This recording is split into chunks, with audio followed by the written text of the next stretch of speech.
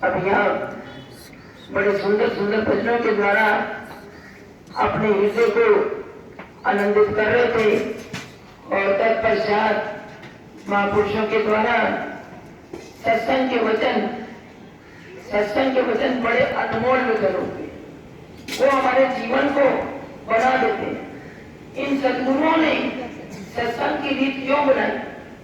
भजनों की रीत में बनी कि हमारा मन जो इधर उधर भटकता है, हमारा वो मन एकाग्र हो जाए।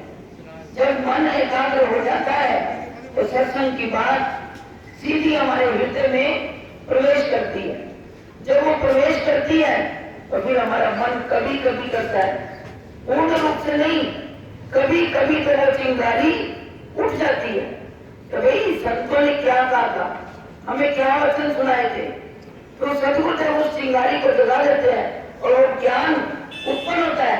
तो जब उत्पन्न हो, क्योंकि महाराज जी कहते हैं ये 4 अवस्थाएं हैं, श्रवण, मनन और निध्यासन, और उसके बाद उस पर चल पड़े। तब चले, तब हमें सत्संग सुनने का फायदा हो। नहीं तो यूं कोरी गति लेकर हम अपने घरों को चले जाएंगे कि बैठे सत्संग में है लेकिन मन हमारा बाहर भाग रहा है। कहते ना, तन दिया कोई और, मन दिया कहीं और, तन संजन के संग कहे कबीर कोड़ी गति कैसे लागे रंग। बैठे तो सत्संग में है लेकिन उधेड़ गुण कहीं और चल रही है, मन की उधेड़ गुण कहीं और चल रही है। नहीं, महाराज जी फरमाया करते थे जहाँ बैठे हो वहीं अपने मन को रखो। और महाराज जी ने देखा वो सत्संग करते थे, आपने सार गुरुवाणी पढ़ी हजूर महाराज जी द्वारा रचित, तो उसमें उन्होंने क्या कहा कि मैं किसी को उपदेश नहीं देता। कि जो हम कहते हैं ना कि सबसे पहला उपदेश हमारे मन को है। अगर हमने अपने मन को उपदेश नहीं दिया तो हमारे कहने का भी दूसरे को असर नहीं होगा। सबसे पहला उपदेश अपने मन को, और महाराज जी ने लिखा, गुरुवाणी में भी लिखा है कि मन ही को प्रबोधिए, मन ही को उपदेश, जो ये मन वश में होए तो शिष्य होए सब देश। और गुरु महाराज जी का यही नाम का डंका कि घर घर में फैला दो तो दुनिया जाग जाए। एक बार किसी संत ने श्री गुरु महाराज जी कहा कि महाराज जी हमारा तो दिल करता है कि बस आपने नाम दिया और हम अपना भजन करें, जो मस्ती है। क्योंकि श्री गुरु महाराज जी के कई संत थे, कई प्रकार के संत थे, कई भजन करने वाले थे, कई सेवा करने वाले थे, कई प्रचार करने वाले थे। तो श्री गुरु महाराज जी के पास हर तरह के संत थे। तो जब उन्होंने कहा कि ये भजन जो है, ये भजन भी वही पहुंच जाता है और सेवा भी वही पहुंच जाती है, हमने कहा पहुंचना है। लक्ष्य हमारा जो गुरुदेव भगवान ने नाम देते वक्त हमें बताया था कि ध्यान श्री गुरु महाराज, किसी और का नहीं। महाराज जी ने ये नहीं कहा मेरा ध्यान करो, महाराज का ध्यान जो है श्री गुरु महाराज करो। क्योंकि श्री गुरु महाराज ने फरमाया था कि कोई भी तुम्हारे सामने हार पहनकर आ जाए, मुकुट पहनकर आ जाए, रुमाल बांधकर आ जाए, तो वो सारे तुम्हारे गुरु नहीं हो जाएंगे। तो श्री गुरु महाराज ने एक खास निशानी बताई कि ये काले तिल वाला आपका गुरु हो। तो गुरु ने कहा कोई भी आ जाए तो उसको गुरु मत मान लेना। और गुरु महाराज ने भी ये कहा था कि मैं घर घर तुम्हारी पूजा करवाऊंगा, तुमने घर बार त्याग कर मेरे चरणों में आ गए हो, मैं पूजा करवाऊंगा लेकिन तुम गुरु मत बन बैठना। ये बहुत बड़ा आदेश, बहुत बड़ा संदेश का। कहते गुरु बनने में घाटा है, हम अपना जीवन स्वतंत्र नहीं जीवित कर सकते। अगर हम साधक बने रहेंगे तो हम बड़ा कुछ प्राप्त कर सकते। तो गुरु ने कहा गुरु कभी मत बनना, चेला बनोगे तो सब कुछ पाओगे। तो इसलिए गुरु माई के आदेश को, उनके संदेश को हमने याद रखना है। तो दादा गुरुदेव भगवान जिनका हम पावन अवतरण दिवस मना रहे हैं 177वां, और जैसा कि आपको कई बार बताया कि हजूर गुरुदेव भगवान ने दिल्ली में रंगोली गार्डन में सबसे पहले गुरु दरबार में पूरे विश्व में दादा गुरुदेव भगवान जी का ये पावन अवतरण दिवस दिल्ली में मनाना शुरू किया। और अब देखो जिस वक्त दादा गुरुदेव जी का जन्म हुआ, पवित्र रामनवमी का दिन था, लोगों ने कहा उनके पिताजी को, भाई घर में खुशियां मनाओ। तो पिताजी ने पता क्या कहा, तो मैं कैसी खुशी मनाऊं, आज तो घर घर में ये खुशी मनाई जा रही। क्योंकि दादा गुरुदेव भगवान जी का पवित्र नाम क्या था, राम याद, राम रूप है, वो राम नारायण, ये तीन नाम उनको मिले थे, वो राम का ही रूप थे, कोई संशय नहीं, कोई संशय नहीं है। अवधूत अवस्था में भ्रमण करते थे, गलता जी की पारी। असली में जयपुर दादा गुरुदेव जी की तपस्थली है, जहाँ उन्होंने अनेकों वर्ष भ्रमण करके, आप कभी जयपुर में गए तो आजकल वहाँ दादा गुरुदेव भगवान जी की प्रतिमा विराजमान करा दी, लेकिन वो गुफा का रास्ता था, वो गुफा का रास्ता था। दादा गुरुदेव वहाँ एक बावली भी थी, सीढ़ियां उतर के एक बावली थी, अब उसको पूर्ण कर दिया, बंद कर दिया, क्योंकि समय ऐसा आ गया, बच्चे लोग जाते हैं, तो उस बावली को भी पूर्ण दिया गया है। बावली में स्नान करके गुरुमा दादा गुरुदेव अपनी मौज में, चाहे एक लंगोट पहना, चाहे गोपी धारण की, और जंगलों की तरफ निकल जाते थे। शेर, चीते, हाथी उनके चरणों के पास आकर बैठे रहते थे, उन्हें किसी का कोई भय नहीं था। जो भय पर के प्राप्त स्वामी हो जाते हैं, उनको किसी से कोई भय नहीं रहता। लेकिन भक्तों के लिए क्या कहा गया? भय बिन प्रीत ना प्रीत कहावे। भय के बिना सदगुरुदेव भगवान से प्रीति, सदगुरु का डर हमेशा दिल में होना चाहिए। अगर सदगुरु का डर नहीं तो आप भक्ति नहीं कर सकते। भक्ति तो एक बड़ा गहना है, भक्ति तो एक बड़ा श्रृंगार है और दादा गुरु का कहा ना, भक्ति करो मां श्रृंगार नाथ महारानी हुई। महारानी तो कहते जो भक्ति कर लेता है, तो इसलिए हमने भक्ति सच्ची करनी है। और गुरुदेव भगवान हमें एक और भी सूत्र कहते, सत्संगों में सूत्र दिए जाते हैं, फार्मूले दिए जाते हैं। मास्टर पढ़ाता है ना क्लास में, मास्टर पढ़ाता है अगर गणित का एक फार्मूला देता है, उसके साथ हजारों सवाल हल हो जाते हैं। महापुरुष भी हमें ऐसे ही जिंदगी के एक फार्मूले देते हैं कि तुम जीवन को कैसे सुंदर बना सकते हो। तो दादा गुरुदेव भगवान जी ने एक बार कहा, क्योंकि महापुरुषों के द्वारा ही वो सत्य नाम का डंका सारे संसार में बजाते थे, तो उन्होंने एक संतोष समझा है। बार बार सत्संग में क्या कहते हैं कि भाई तुम जो है गुणों के ग्राहक बनो, दुर्गुणों के नहीं, बुरे गुणों के नहीं, अच्छे गुणों के ग्राहक बनो। और जहां भी तुम्हें कुछ मिले, तुम्हें हर एक चीज में कोई ना कोई गुण नजर आएगा, गुण नजर आएगा। बुरी से बुरी वस्तु में भी गुण नजर आएगा। जब महापुरुष लोग ये बात कही कि किसी के अवगुण मत निकालो, गुणों की ओर ध्यान दो। ऐसे ही एक व्यक्ति सुबह सुबह यूं ही प्रभात फेरी जा रही थी, तो चला, घर से निकला तो सुबह के समय उसने क्या देखा, एक व्यक्ति गिरा पड़ा, सड़क पर गिरा पड़ा, नशे में धुत। और उसको कहते ना, जिसको ज्यादा चढ़ जाए उसकी हालत क्या होती है, उल्टियां भी आती है, नाली में दाम पड़ा, कई कुछ होता है। जो शराब पीने वाले हैं उनको पता है कि उनकी हालत ज्यादा पीने वालों की क्या होती है। कई निकालते गालियां, कई रोते हैं तो रोते रहते हैं, कई हंसते हैं तो हंसते रहते हैं, ऐसी स्थिति होती है।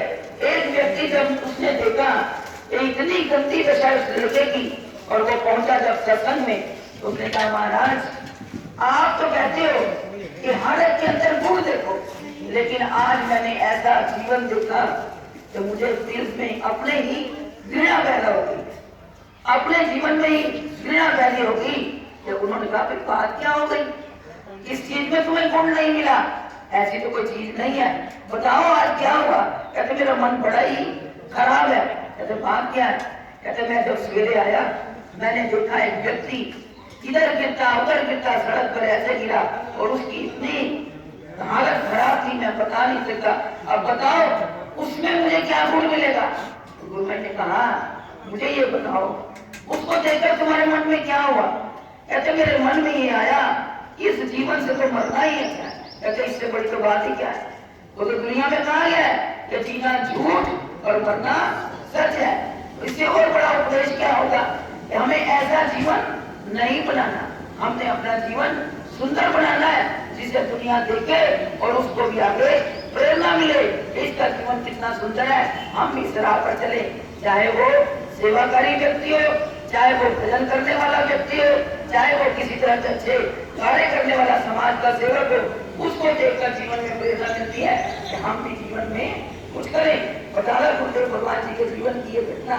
उन्होंने कहा कि पंचम दास एक वक्त हुए, उस वक्त तो उनके दिल में आया कि कि मैं भी संतों का भंडारा करूं, संगत को घर में बुलाऊं, संतों को बुलाऊं और घर में भंडारा करूं। लेकिन उन्होंने कोई कार्य ऐसे नहीं किया। उन्होंने अपनी आसपास के लोगों को बुलाकर थोड़ा सलाह मशवरा किया और भंडारा किया। उन लोगों ने उस टाइम सुझाव दिया कि वही घी, शक्कर और आटा मिलाकर कुछ हलवा बनाओ और प्रसाद बांटो और संतों को खिलाओ। आपस में सलाह करके, ये विचार करके, फिर आपस में सलाह करके कहा बड़े लोगों ने, उन्होंने वैसे किया। भंडारा हुआ बड़ी बहुत बढ़िया।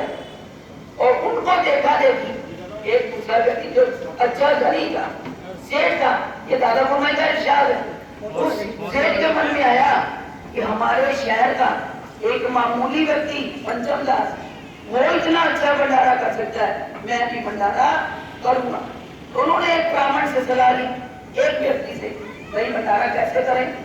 उन्होंने कहा कि भाई एक पाव लगा लो कि एक पाव आटे में एक व्यक्ति पूजा वगैरह बनाओ, सब्जी बनाओ, उसका पेट भर जाता है। उन्होंने पाव का हिसाब रखा, हिसाब लगाया, 180 मिनट, 280 मिनट, उस हिसाब से उन्होंने लंगर तैयार करवाया। जब लंगर तैयार करवाया, अब कई ऐसे कहते ना पंजाब के लोग, पहले पहले लोग क्या थे, एक एक शेर हलवा खा जाते थे।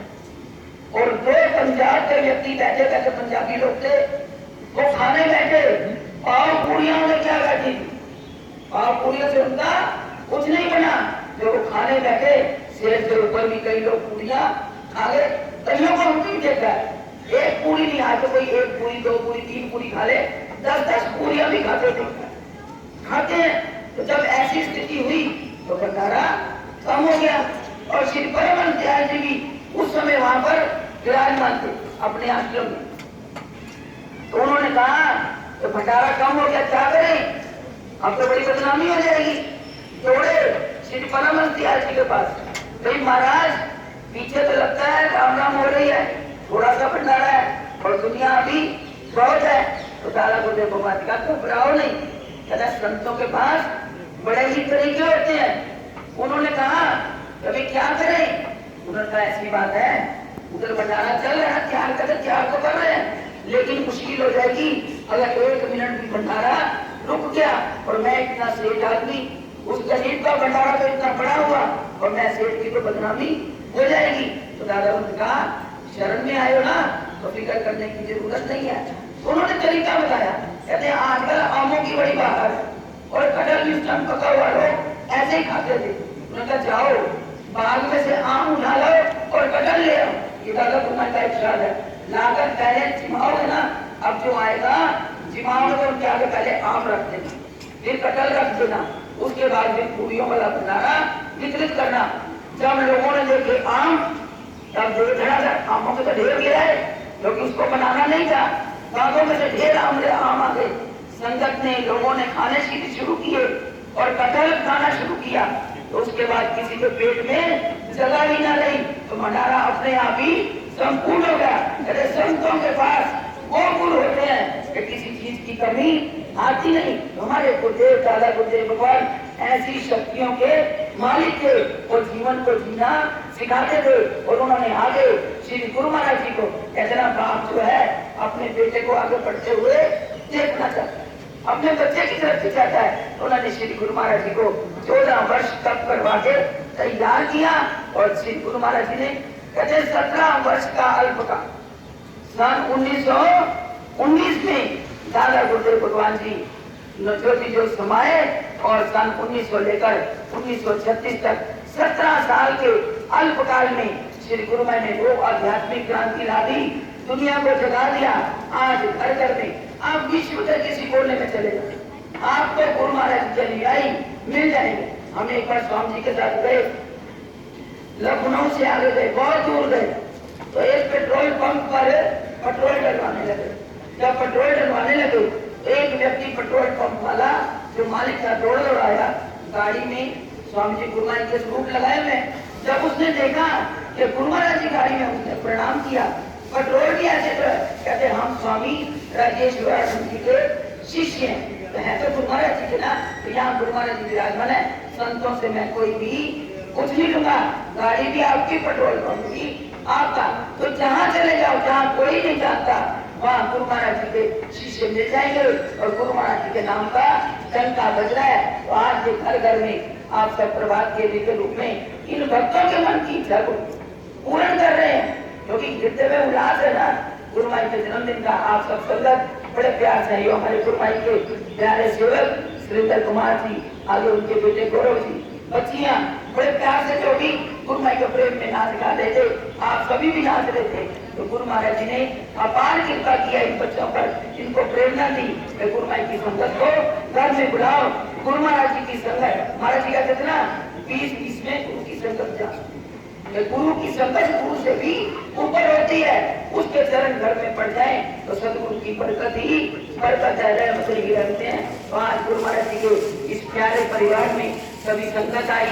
देखो संत महापुरुष भी रामनवमी नजदीक आ गई, संत महापुरुष आज भी आ जाएंगे, कल भी आएंगे। तो गुरु महाराज की ये रौनकें और बढ़ेंगी। कहते ना कुंभ में इतनी दूर जाना पड़ता है और गुरु महाराज आपको आपके घरों में उस कुंभ में उन संत रवि ने कहा था, किसी संत को कम मत आंकना, किसी को कम मत आंकना, हर एक के अंदर सदगुरु की शक्ति भरपूर है। तो इसलिए आपको उन सबके दर्शन हो रहे हैं। कुंभ तो आपको यहाँ ही तैयार हो रहा है, अभी बेस बन रहा है, दरबारे बन रही है, बांधी जा रही है। और परसों जब सम्मेलन होगा तो आपको पूर्ण रूप से संत महापुरुषों के दर्शन होंगे और साथ में ही उनके दिव्य वचन श्रवण करने को मिलेंगे। अपनी इस पूंजी को अपने हृदय में धारण करना, धारण करके इस सारा साल उसका आनंद लेना। तो मेरी गुरु माई के चरणों में अरदास है, इन बच्चों ने जिस प्यार के साथ संगत का स्वागत किया, संतों का स्वागत किया और अपना प्रेम, और अभी आप सबके लिए लंगर की भी व्यवस्था है, लंगर खाओ और उसके बाद तैयार होते फिर सत्संग में आ जाओ, फिर सत्संग में आओ। फिर रात्रि सत्संग के लिए 5 बजे कह रहे हैं, बस करा देंगे, फिर रात्रि देर ना हो, समय पर जाएंगे, समय पर सत्संग शुरू होगा और समय पर ही फिर समाप्ति होगी। देरी हमारी नहीं, आपकी होगी। तो आप जल्दी आ जाओ, जल्दी पूरे सत्संग में बैठो, आनंद लो। फिर हम साइड से घर आएंगे। गुरु माई के चरणों में मेरी अरदास है, गुरु माई इन चरणों पर, इन बच्चों पर अपनी कृपा बनाए रखें, रहमतों की प्रसाद हो और इनकी भक्ति दिन दुगनी रात चौगुनी। तो किंतु माता जी कहते मुझे पता ही नहीं, गौरव ने जाकर प्रभात घड़ी बुक करा दी, घर में कोई सलाह नहीं, क्योंकि गुरु महाराज जी का प्यार उमड़ता है कि हम क्यों पीछे रहते। तो गुरु महाराज इनका प्यार दिन दुगना बढ़ाए और इन पर सदा सदगुरु की कृपा बनी रहे। इन शब्दों के साथ गला मेरा ग्राम है, आपका नहीं, तो जयकारा जोड़ देना चाहिए। बोले जय महाराज की जय, दरबार की जय, की जय, सरकार